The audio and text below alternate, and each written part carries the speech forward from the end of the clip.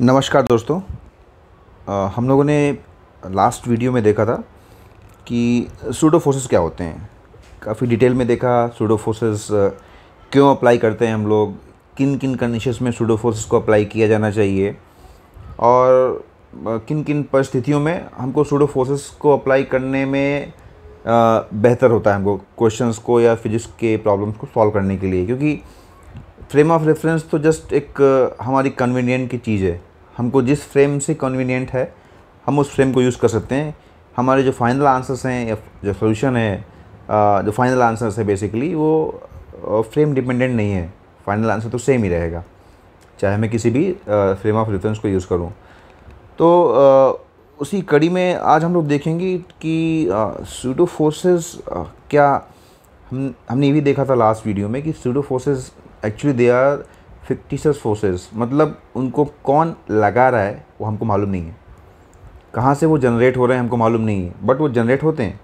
अगर मैं एग्ज़ाम्पल के तौर पे बात करूँ तो आप अगर किसी गाड़ी में बैठ के जा रहे हैं या गाड़ी खड़ी हुई है और आप यहाँ पे बैठे हुए हैं, अचानक से अगर इस गाड़ी में एक एक्सेलरेशन दिया जाए या वेलोसिटी अच्छे से अचानक से बढ़ाई जाए तो आपको जर्क फील होता है एक पीछे की ओर। तो बेसिकली अगर आप एक्सेलरेटिंग फ्रेम ऑफ रेफरेंस में बैठे हुए हैं तो आपको पीछे की ओर एक ये फोर्स तो लग रहा है, एक जर्क लग रहा है, बट ये जर्क को कौन लगा रहा है आप ये पता नहीं कर सकते। आप बता नहीं सकते हैं कि इस जर्क को लगाने वाली चीज़ कौन सी है। इसके लिए इसको हम लोग फिक्टिशियस या सूडो फोर्सेस बोलते हैं। हिंदी में इसको छद्म बल बोलते हैं। छद्म मतलब कुछ ना कुछ धोखे वाला बल। धोखे वाला क्यों? क्योंकि हमें पता नहीं कि कौन बल लगा रहा है, बट हमको एक बल लग तो रहा है। तो अगर हम एक्सेलरेटिंग फ्रेम ऑफ रेफरेंस या non inertial frame of references में बैठे हुए हैं तो डेफिनेटली हमारे ऊपर एक कोई सूडो फोर्स लगता है। और अगर हमें न्यूटन्स का जो सेकंड लॉ ऑफ मोशन है बेसिकली दैट इज़ F=ma, अगर मुझे इस इक्वेशन का यूज़ करके हमारे सॉल्यूशंस बनाने हैं तो हमको एक सूडो फोर्स लगाना पड़ेगा। और सूडो फोर्स को हम लोगों ने देखा था कैसे लगते हैं। Pseudo force basically mass of the object into acceleration of the frame of reference reverse direction में। मीनिंग कि अगर ये मैं इस कार को ही ले लूँ, अगर ये एक्सेलरेशन इसका a है और मैं अगर इस कार में बैठ के इस आदमी पे फोर्स इक्वेशंस लगाता हूँ तो मुझे इस आदमी के ऊपर इधर की ओर एक फोर्स लगेगा जिसमें m इस आदमी का मास और एक्सेलरेशन इस कार का। क्योंकि कार का एक्सेलरेशन राइट वर्ड्स है तो मुझे इस फोर्स को सूडो फोर्स को लेफ्ट वर्ड लगाना पड़ेगा। तो ये थोड़ा सा सूडो फोर्स का मैंने बताया। अच्छा, अब एक और कड़ी आगे, एक कदम आगे बढ़ के देखते हैं कि भैया सूडो फोर्स हमारा जो है कोई वर्क करता है कि नहीं। क्योंकि हम बोलते हैं ये छद्म बल है, मतलब ये एक्चुअल में कौन लगा रहा है ये हमें मालूम नहीं है, बट लगता तो है। तो क्या सूडो फोर्स कोई वर्क करता है? हमारी जो वर्क एनर्जी थ्योरम है, अच्छा वर्क एनर्जी थ्योरम क्या है कि work done by the net forces, work done by all the forces is equal to change in kinetic energy, change in kinetic energy। ये मेरी वर्क एनर्जी थ्योरम है जो कि हर जगह पे एप्लीकेबल है। क्या ये थ्योरम अगर मैं non inertial frame of reference में बैठ के बात करूं तो क्या मैं इस इक्वेशन को यूज़ कर पाऊंगा? ठीक है, ये देखेंगे हम लोग इस वीडियो में। दूसरा देखेंगे कि वर्क डन क्या फ्रेम डिपेंडेंट होता है। मतलब अगर मैं किसी दूसरे फ्रेम में बैठ के बात करूं और फिर मैं निकालूं उसका वर्क एनर्जी थ्योरम या टोटल वर्क डन निकालूं, फिर उसके बाद मैं किसी और फ्रेम में बैठ जाऊं जिसका कि मे बी एक्सेलरेशन कुछ और हो, फिर मैं उसका वर्क डन निकालूं, तो दोनों सेम रहेंगे या अलग अलग होंगे। Pseudo forces also perform work, या डेफिनेटली हम देखेंगे। और एक देखेंगे why do use non inertial और एक्सेलरेटिंग फ्रेम ऑफ रेफरेंसेस। तो बेसिकली इसके लिए एक हमने एच सी वर्मा का एक बढ़िया question work and energy theorem से लिया है, उसको भी साथ साथ सॉल्व करेंगे। तो देखिए क्वेश्चन क्या है, smooth sphere of radius R is made to translate in a straight line with a constant acceleration a, a particle kept on the top of sphere is released from rest। ध्यान दीजिए smooth sphere लिखा हुआ है, इसका मतलब आपको friction कहीं लेना नहीं है।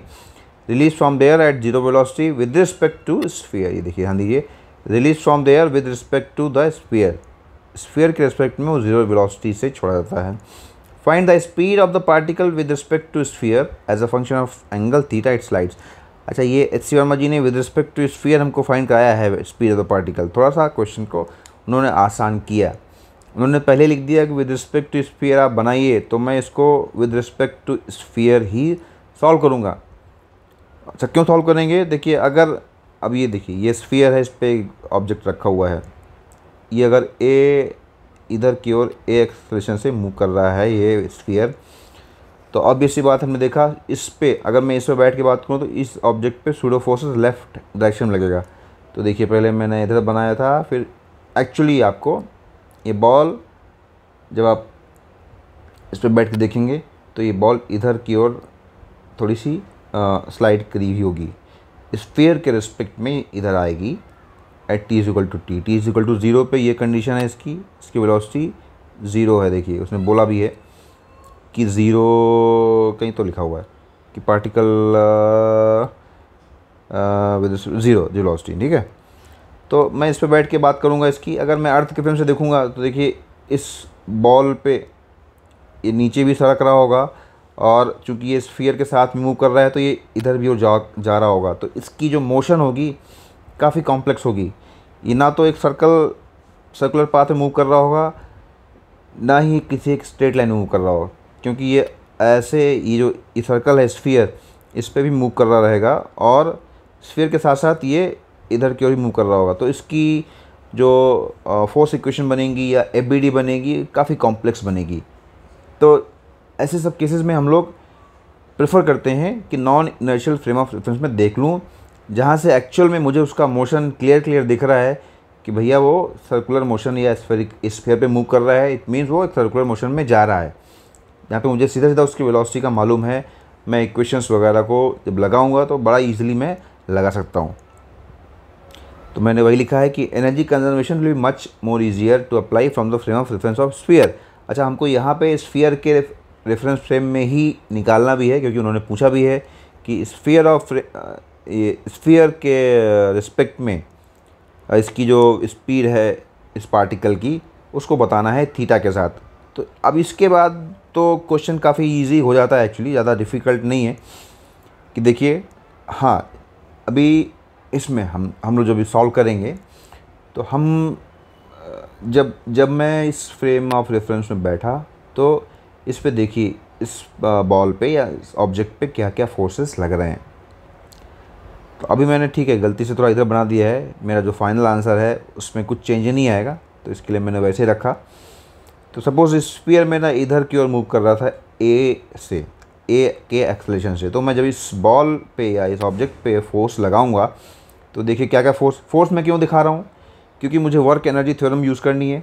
Work done by all the forces should be equal to the change in kinetic energy. Change in kinetic energy निकाल लूँगा मैं, क्योंकि मुझे मालूम है यहाँ पे वेलोसिटी मेरी ज़ीरो है, यहाँ पे वेलोसिटी v है जो कि मुझे निकालनी है as a function of theta. तो इसके लिए मेरा क्वेश्चन इजी बन जाएगा। उसके पहले मुझे क्या क्या फोर्सेस लग रहे हैं वो देखता हूँ। तो ये मैंने ma लगा दिया, ये एक mg लगा दिया और ये एक नॉर्मल लगा दिया। इसके अलावा कोई फोर्सेस इस पर नहीं लग रहा है, क्योंकि ये स्फीयर स्मूथ है तो friction will not be there. अच्छा, n का देखिए, n का कोई वर्क नहीं होगा, क्योंकि n हमेशा इसके जो डिस्प्लेसमेंट है उसके हमेशा परपेंडिकुलर है। तो n डॉट डी आर जब करोगे तो हमेशा ज़ीरो रहेगा, तो n का वर्क तो हमेशा ज़ीरो हो जाएगा मेरा। ठीक है, तो मैं सीधा दो वर्क रहेगा mg इंटू ओ एन। देखिए मेरा ये o है और ये मेरा पॉइंट n है, तो n नीचे आया, देखिए mg भी नीचे लग रहा है और ये ON भी नीचे की ओर है, तो mg इंटू ON पॉजिटिव हो गया। मेरा MA राइट वर्ड लग रहा है, इसका मूवमेंट भी मैंने राइट वर्ड दिखा दिया है, तो ये भी पॉजिटिव आ गया। ओके, तो M G into O N, M G into O N, तो बेसिकली ये जो फोर्स लग रहा है एम ए सूडो फोर्स उसी की डायरेक्शन में आएगा। अगर आप इधर भी करेंगे तो भी सूडो फोर्स आपका इधर ही लग रहा होगा, क्योंकि फिर मैं ये वाला ए मुझे इधर बनाना पड़ेगा, तो सूडो फोर्स मेरा इधर लगेगा। तो ये जो डिस्प्लेसमेंट है वो सूडो फोर्स की डायरेक्शन में ही होगा, इसके लिए मेरा आंसर चेंज नहीं होगा। तो M A into Q N से देखिए क्यू इंटू एन, अब ये जो अब मुझे ओ एन निकालना है, देखिए O N is equal to O P minus P N. O P मेरा रेडियस हो गया, मैंने आर लिख दिया। पी एन अगर आप देखें ये ट्रायंगल में, ये वाला ट्रायंगल आपका पी एन और क्यू, पी एन क्यू में ये हो जाएगा मेरा आर कॉस थीटा। तो R minus R cos theta हो गया, R into one minus cos theta. इसी तरह ओ एन आकर देखेंगे तो ये जो आपका ओ एन है, ये ओ एन नहीं है, सॉरी ओ एन नहीं है, ये है बेसिकली क्यू एन। ये तो ये basically this is Q N, तो Q N is R sine theta. मैंने रख दिया, कुछ नहीं करना, बाद में फाइनली ये मेरा आंसर निकल के आ गया। तो आपको ये फाइनल आंसर को मैच करता है जो कि बुक के पीछे सॉल्यूशन दिया हुआ है। ओके, तो अब देखिए दो चीज़ें क्लियर हुई कि आपको सूडो फोर्स का भी जो वर्क डन है वो निकालना पड़ेगा, और आप किसी भी फ्रेम ऑफ रेफरेंस में बैठ के आप वर्क एनर्जी इक्वेशन को बना सकते हैं। ओनली थिंग इज़ दैट कि आप जिस फ्रेम ऑफ रेफरेंस में बैठ रहे हैं उसके रिस्पेक्ट में ही सारी चीज़ें कैलकुलेट करेंगे। सारी चीज़ें का मतलब है मेरा इस ऑब्जेक्ट की वेलोसिटी, ऑब्जेक्ट का एक्सेलरेशन, ऑब्जेक्ट का displacement, everything that has to be calculated in terms of that reference frame, that's all. आपकी जो वर्क एनर्जी थ्योरम है वो एप्लीकेबल रहेगी। अच्छा, वर्क एनर्जी थ्योरम का अगर आप डेरिवेशन देखें उसके लिए सेपरेट वीडियो है, बट उसका जो डेरिवेशन है वो भी इस इक्वेशन से ही आता है कि F is equal to M A से ही बेसिकली आता है। इसको हम लोग D V by D T लिख देते हैं, D V by D T, D V by D S into D S by D T, ऐसा सब लिख के एफ डॉट डी एस लिखते हैं। इस इक्वेशन को जब इंटीग्रेट करते हैं तो बेसिकली हमारी जो वर्क एनर्जी थ्योरम है वो निकल के आती है। तो चूँकि हम ये इक्वेशन क्या है, ये न्यूटन सेकेंड लॉ इक्वेशन है, तो जब हम non inertial frame of reference में बैठते हैं तो न्यूटन्स का सेकेंड लॉ ऑफ मोशन को ही एप्लीकेबल बनाने के लिए हम सूडो फोर्सेस लगा देते हैं।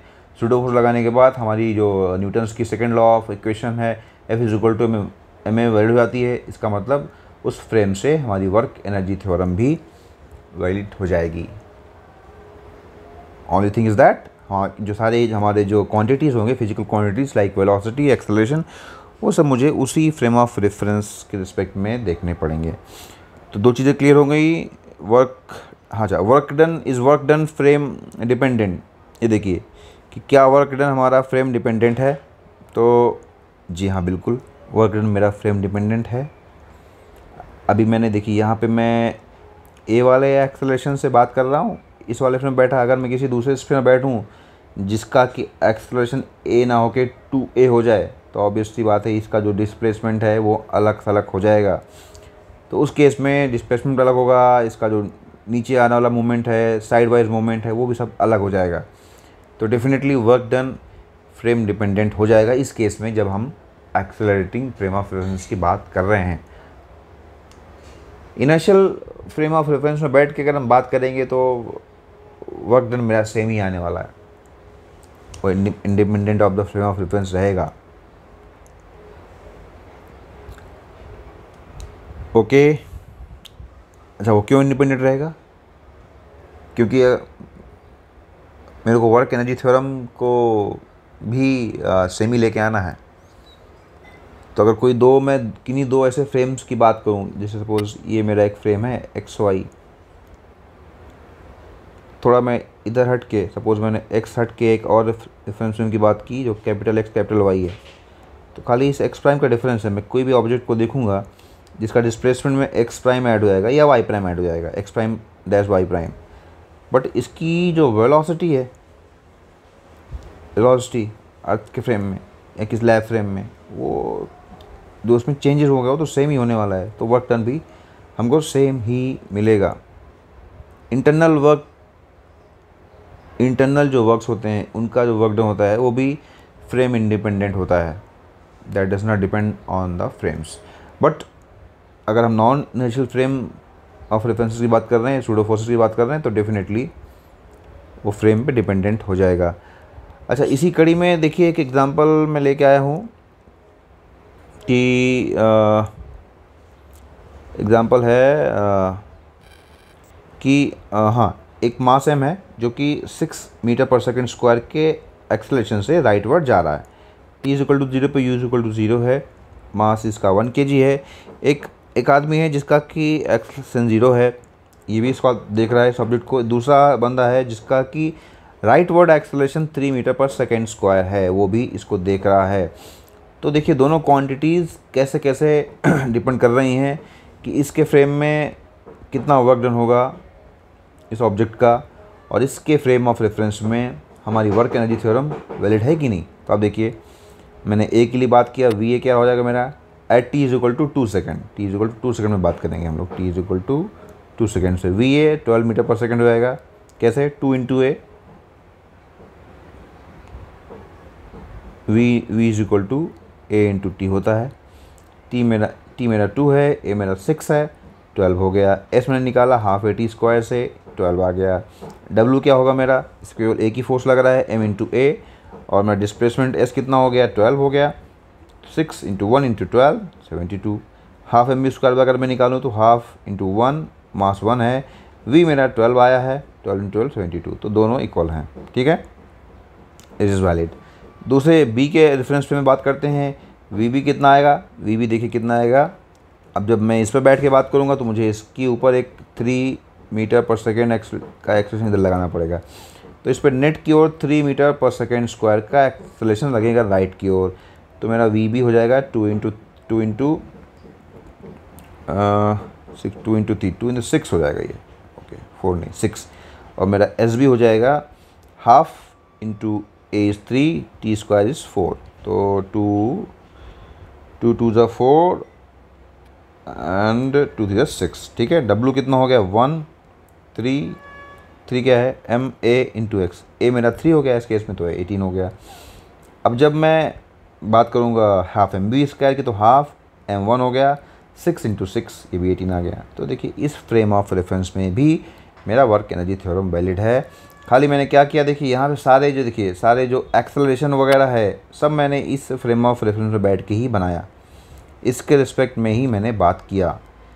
सारी क्वांटिटीज़, फिजिकल क्वांटिटीज़ मैंने बी के फ्रेम ऑफ रेफरेंस में बात की।